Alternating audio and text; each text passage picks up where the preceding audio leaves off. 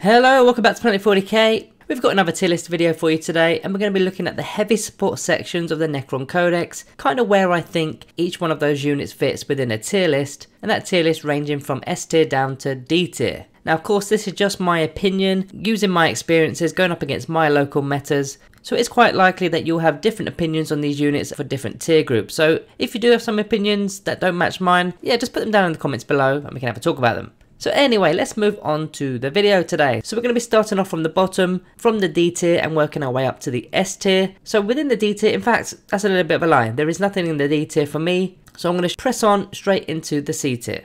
Okay, so we're going to start off with the unfortunate unit, which is the Canoptic Doomstalker. Now I know a lot of you guys love the Doomstalker, but unfortunately it didn't gain that much love in the latest balanced data slate because of course it's a monster and not a vehicle model, so it didn't gain the core keyword. But like with all the units that we're going to be talking about today, I'm going to be going through all the good points, all the bad points, and then give my reason to why I think they're in this tier group. So to start us off with the positives with the Doomstalker, it has its 4+ invulnerable save, which comes from its containment field. So when you compare that to say a Quantum Shield invuln save, that invuln save alone is much better. It's got that free Overwatch ability, which is a Sentinel construct. When an enemy unit declares a charge against a Dynasty unit within 6 inches of the Doomstalker, you can fire Overwatch at the charging unit as if they were the target of the charge. It's not going to cost you any command points to do this, and you've not actually used the Overwatch stratagem. Now it's going to have plenty of synergy with the Technomancer, because of course the Technomancer has a control node, and this unit is a Canoptic unit, so pairing those two units together, you're going to gain a +1 to your hit rolls, so now this thing will be hitting on a 3+.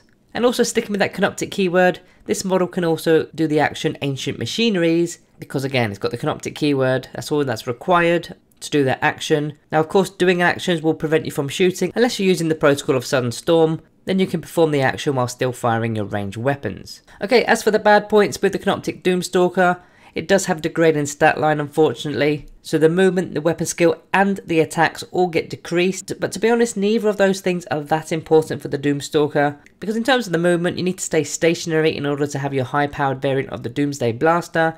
The weapon skill and attacks, you don't really want this thing fighting really, so those three things aren't that important, but there's still a negative point to mention. Now naturally this thing hits on a 4+ because it's Canoptic. So when you're comparing this to say a Doomsday Ark, Heavy Locust Destroyers, other options that are within the heavy support sections, they're hitting on a 3+, whereas this naturally hits on a 4+. Now we've already mentioned the fact that it's a monster, so there's no core keyword. I mean it's still doing the Ancient Machineries if you wanted to, but it's not going to be synergizing with say My Will Be Done, the Lord's Will, and other abilities that affect core units. Now as for the weapon itself, it's a little bit too random. You're going to have D6 amount of shots, and then the damage itself is also D6, so by the time you get to the stage where you've actually wounded a model, you're not actually doing as much damage as you'd like. It just seems to me that some of the units within this codex just missed out on that D3+3 kind of damage. And we've also mentioned the fact that it needs to stay stationary in order to use its high powered attack. And don't get me wrong, you can still move and use the blaster, but it's only 24-inch range, it's only strength 8, -2 AP, and the damage is only D3 as opposed to D6. So you're losing a lot of that oomph when firing this thing if you're moving, and if you are moving this thing, then there's kind of no point bringing it really. Then finally the weapon has got the blast keyword, which I absolutely hate because you cannot fire blast into combat. As soon as you're in engagement range, the weapon is literally redundant, so even if it's tagged by a couple of Gretchen models, yeah, it's not doing anything. Now the only way to combat that is by using the Protocol of Conquering Tyrant, Directive 2, so you will be able to fall back, but now it's at a -1 to hit, so if you're naturally hitting on a 4+ and you fall back, now you're hitting on a 5+, so that kind of stinks as well. So those reasons kind of tell you why I put this in the C tier today. So that's all I've got for the C tier today, just the Canoptic Doomstalker, so let's move on to the B tier. So starting us off with the Doomsday Ark in the B tier, it's got that Quantum Shield save, so it's going to have a 5+ invulnerable save, and you also can't wound it on less than a 4+, which is pretty decent. It's also got the Gorse Flayer array, so it's effectively like having 10 Necron warriors with the strength 4 Gorse Flayers. So if you're within half range, you're going to be getting 20 shots there. Now you can fire the Gorse Flayer arrays into combat because they're not blast weapons. If you do get tagged by chaff units, then yeah, you can be removing those little units, those little screens out the way with the Gorse weapons. Now these are 30 points more than a Ghost Ark. Now I personally like Ghost Ark, even though they did get a nerf this chapter approved. But for only 30 more points, you're able to remove the fact that it's going to be a transport model, and you're going to be taking that Doomsday Cannon instead, which if I had enough slots in my heavy support sections to actually field these, then yeah, I'd be fielding quite a few of these to be fair. But as you'll see later in the video, we do have better options. So it is a vehicle, so it's got the core keyword. You can be using My Will Be Done as an example there. hitting on 2s as opposed to 3s is very handy. And finally, it's got the fly keyword. Now, I've kind of put a question mark next to this bullet point because you don't want to be moving this thing, but if you did need to move, it's got a 12-inch movement with fly. As for the negatives, it's got the degrading stat line again. The movement is effective, not that big of a deal. The attacks as well, not that big of a deal, but the ballistic skill on this model is affected when you lose wounds, the more damage that this takes. So it'll go to a 4+ and then a 5+, which of course, this is a shooty kind of unit, you really do need your ballistic skill. Very similar to the Canoptic Doomstalker, it's got D6 attacks, which is 2 random for me, and also D6 damage, again, is 2 random for me. One of the main reasons why a lot of people don't actually take the Doomsday Arc is for that very reason alone. Now it needs to stay stationary for the high powered weapon, again very similar to the Doomstalker, and again very similar to Doomstalker, the weapon has got the blast keyword, so in combat it cannot shoot that Doomsday cannon unless you're falling back. Now it does have the advantage of using those Gorse Flayer arrays as mentioned to remove those minor units, but yeah, you're still not going to be able to fire in engagement range. So that's the Doomsday Arc covered. Next we're going to be talking about the Locust Destroyers. So they've got the Hardwired for Destruction ability because they're a Destroy Cult unit, so they're going to be re-rolling ones to hit naturally, pretty nice. They can move and fire their heavy weapons. Bear in mind that they are infantry models, so normally when you move heavy weapons with infantry models, it's a -1 to hit, but they don't suffer that penalty. Very nice again. Now you can have one single model which is only going to cost you 40 points, which if you're able to, you can actually hide that model and get that model doing actions. It's an infantry model, so maybe it can be doing Raise the Banners, Ancient Machineries. There's lots of options there. Now you can be doing the same sort of thing for 40 points with say a Cryptothrall unit, but that Cryptothrall unit is not going to have a decent range weapon. And another advantage of this unit is you can hide a heavy Locust Destroyer within the unit itself. If you've got say a unit of 3 of these and one of them being the Locust Heavy Destroyer, of course you remove the Locust Heavy Destroyer last if you're taking casualties, so it's going to prolong you actually having the bigger and badder weapon within the unit. Now this unit has 8-inch movement and can fly, which is a good advantage, especially when you're moving the heavy weapons.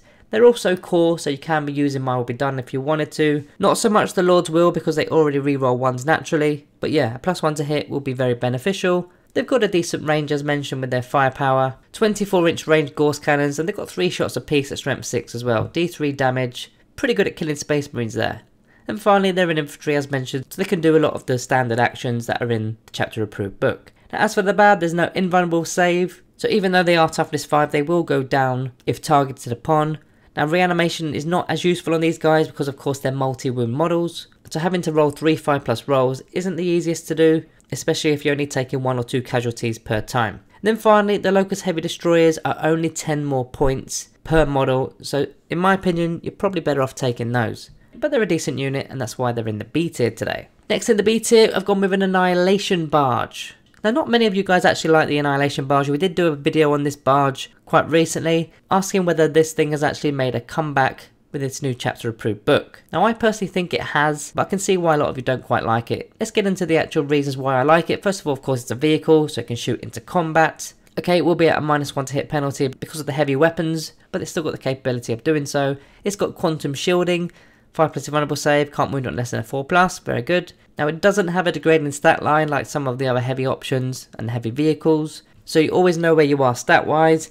As for the weapons, it does have an option, so you can go with the Gorse cannon or you can go with the Tesla cannon. I personally prefer the Tesla cannon, going double Tesla. I mean, you're only really bringing this kind of barge if you're going up against toughness 3 factions anyway, so you may as well be bringing Tesla. In fact, that moves us on to the next bullet point. This is great against light units. So if you're going up against toughness 3 models with your strength 6 Tesla weapons or your strength 7 twin Tesla destructor, you're going to be wounding them on the 2+, and there's going to be a lot of hits because every 6 scores 2 additional hits. Okay, there's no AP and there's only 1 damage, but against toughness 3 factions you don't need AP and you don't really need the damage. 1 damage is going to be plenty. It's all about shooting in mass against those kind of factions. Taking the barge against an elite faction, yeah, not so beneficial, but yeah, you kind of need to know where to play this model. Moving into the next bullet point, it's nice with objective secured. If you're running the Nihilak Dynasty or Eternal Conquerors and you throw this thing into a far objective and you literally seal it with objective secured, bear in mind this thing is toughness 6 with quantum shielding and has 8 wounds on top of that. They're going to have to put a lot of firepower into actually removing this model, and they may not even remove it. So you may be stealing primaries, it may be secondaries. It's doing a job in terms of points denial. It's got the 12-inch movement as well, which kind of relates to the previous point. Rushing it forward, taking out infantry, stealing objectives. And it's also core, so if you want to be taking it with a Catacomb Command Barge, for example, you're going to be hitting on 2s as opposed to 3s. As for the bad, It's not really an anti-tank option in my opinion, and that's where the heavy support options should kind of be in this codex. Things that are strength 8, strength 9, strength 10 even. This thing is more of a light infantry killer, but I suppose it's got to go somewhere. Now Tesla vs Elite, as mentioned, is not really going to be usable. It's not going to do any damage. You're not going to be removing any models. Having no AP and 1 damage going up against a regular Space Marine, in fact, is pretty much worthless. So yeah, you need to know exactly what faction you're going up against before selecting an Annihilation Barge, which isn't always the easiest thing to do, especially if you're going into blind tournaments where you don't know your opponents. And then finally, the codex just has better anti-infantry options overall. Whether it's your Necron warriors, your Ghost Arcs, your Immortals, there's lots of other anti-infantry options. We're probably going to do a video on that, but yeah, there are just better options there. Next in the B tier, we've got the Tesseract Arc. I personally quite like the Tesseract Arc. It's a multifunctional vehicle. Let's get on to the good.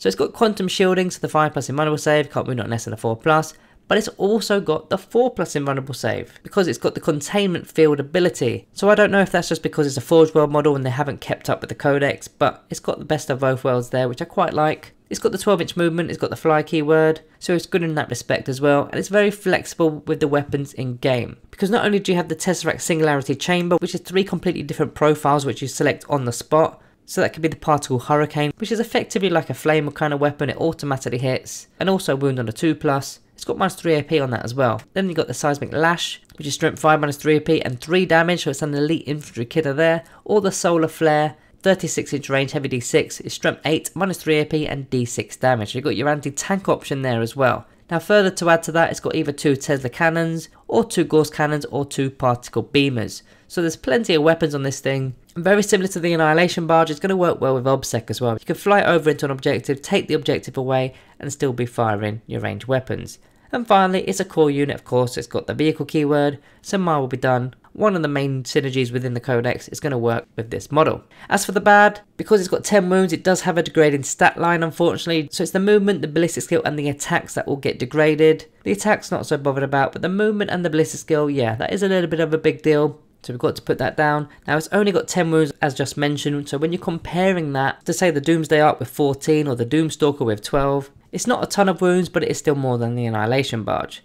Now it is quite expensive at 170 points. Now it's more likely going to cost you 200 points once you add on the weapons as well, which is quite a pricey model again when you're comparing it to say an Annihilation Barge, which only costs 120. And finally, the best weapon that it has within the Tesseract Singularity Chamber, unfortunately the damage is D6, so it's very unreliable and very random. So that's the B tier all dealt with, the Doomsday Arc, the Locust Destroyers, the Annihilation Barge, and the Tesseract Arc. So now we're into the A tier, and in fact I wanted to throw this in the A tier because there's not really another video for this, so I'm going to be throwing in the Doom Scythe. Now I know this is a flyer, this isn't a heavy support option, but as mentioned, yeah, we're not really going to do a tier list on our 2 flyers, are we? So I thought I'd put this here, and it deserves a spot in the A tier. So first of all, it's got the hard to hit ability, so it's a -1 to hit, gives it a little bit of resiliency. Now don't get me wrong, there's lots of ways for a +1 to hit in the game, but it is a nice start in the positive section. It's got a massive 50-inch movement, so your opponent isn't really going to be able to get their units out of line of sight when they're going up against a Doom Scythe, because yeah, it's got that movement. It's going to be getting around obscuring terrain, which as you guys know, in tournament games there's quite a lot of obscuring terrain, isn't there? Now it has got the airborne ability, which is also going to help its resiliency, because units cannot declare a charge on this model unless they've got the fly keyword. Now I recently played a game against Eldar, and they had a load of howling banshees that absolutely annihilated my warriors, and I couldn't even do Overwatch against them because they've got that ability. Whereas if I had something like a Doom Scythe, for example, then those howling banshees wouldn't be able to touch this thing because of course they're not fly. So yeah, that's going to help with the resiliency. It's got the core keyword, so yeah, you can use My Will Be Done if you wanted to. Now it's not likely that you're going to be able to, because keeping up with this thing because of the minimum movement might be a little bit of a struggle, but the option is there and maybe you can plan for it in the game. Then finally the weapon it's got, which is the Heavy Death Ray, has a reliable damage output of D3+3 and it's strength 12 as well on top of that, which is kind of why this is really in the A tier. It's got a very reliable damage output, but there are some negatives that we need to talk about. So first of all, the degrading stat line. It hinders the movement. I'm not so bothered about the movement. You're still moving pretty rapidly. Ballistic skill it does also hinder, which I am bothered about. We don't really want that going down. And the attacks, yeah, I don't care about the attacks. This is a shooting flyer, we don't really want to be in combat. Now also it's not got the quantum shielding ability, so there's no invulnerable save whatsoever on this vehicle. I still think these flyers should have the quantum shield ability, but nope, we don't have that right now. So no invulnerable save whatsoever. And finally, it's not going to be useful for scoring your objectives, whether it's your primaries, some of your secondaries that don't allow flyers to score. it's not going to be as useful. So in the smaller games in particular, where you've got minimal units to actually play and score with, the Doom Scythe isn't going to help you that much. So that's all I've got in the A tier, so we're going to now move on to the S tier. There's only one option for me, and it's the Locust Heavy Destroyers. You guys know I absolutely love the Locust Heavy Destroyers. By far the best anti-tank unit we've got in our codex. So they're only 50 points per model, which I think is an absolute bargain, especially for the actual damage output. Now they've got the Hardwired for Destruction ability, so they're naturally re-rolling ones. They don't need to be babysat, which is really good. They can move and fire the heavy weapons even though they're infantry, also very good. Best part about them is the damage output. It's a very reliable 3d3 damage. That's going to be per weapon, and that's averaging 6 damage every shot that goes through. Now you do have the potential of doing 9, I mean you also have the potential of doing 3, but even 3 isn't too bad really when you're comparing them to say a Doomsday Ark or a Canoptic Doomstalker. So it's got the 8-inch movement and it can also fly, and they are core. So if you had a Necron Overlord with these guys, they'll be hitting on a 2+ and re-rolling once. They got a great range of 36-inch range, 39 if you're playing the Mephrit Dynasty, so they can pretty much see most of the board, especially if they're positioned right in deployment. And finally, they're an infantry model, so they can be doing the actions, especially if you've got that protocol where you're doing actions and still firing. Very useful. Now I've just realised while editing this video that I've not actually spoken about the alternative weapon with the Locust Heavy Destroyers, which is the Enigmatic Exterminator. Now it's not a weapon that I ever take, so that's why I've completely forgot about it, but it is also a 36-inch range. It's a heavy 3d3 weapon, strength 7, -1 AP, 1 damage with the blast keyword. Now you mainly use this against toughness 3 horde units because you're going to be wounding those kind of models on a 2+. Now when you've got 3d3 shots, that's an average of 6 shots per Locust Heavy Destroyer with the potential of 9 or with the potential of 3 again. Now that blast keyword in particular doesn't really do much here. If there's between 6 and 10 models, yeah, you're going to get 3 shots. That's kind of what you're going to be getting as a minimum anyway, so there's absolutely nothing there that's going to happen. But if you're going up against a larger unit that's got 11 or more models, then yeah, you're going to get the maximum amount of shots there. Now as for the bad, there are some negatives unfortunately. There's no invulnerable save, so once they do get caught out, yeah, don't expect them to last too long. And reanimation is likely not going to keep them up and running because you've only got a max unit of 3 of them. And even if 2 go down, you're going to have 8 dice to play with where you need 4 5+ rolls. So the odds aren't in your favour. Now maybe you could use a Canoptic Reanimator to assist with that, but that's a tax within itself. It's not always worth it, but you've got to mention this in the negatives. So that's the S tier all dealt with, the Locust Heavy Destroyers. So this is what my tier list is going to look like at the end of the video. These are all in order. So yeah, just let me know guys if you agree with my list, if you disagree with my list. Put them down in the comments below. I'll happily listen to constructive feedback. But just bear in mind, this is my opinion, it is my experiences and my local metas that I'm up against. So guys, before you leave today, do me a huge favour and share the video on your social media platforms. Remember to like and subscribe and all that good stuff. Thank you all for watching. I'll see you next time.